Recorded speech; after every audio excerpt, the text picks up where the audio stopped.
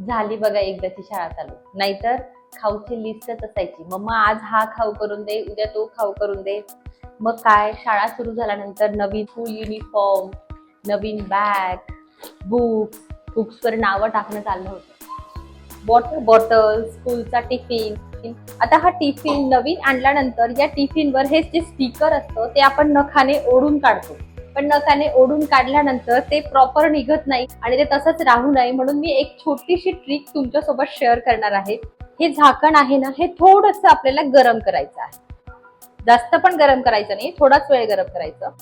हे असं गरम झाल्यानंतर आपल्याला हळूच असं स्टिकर काढून घ्यायचं. असंच खालच्या बाजूला पण आहे, ते पण आपण काढून घेऊ.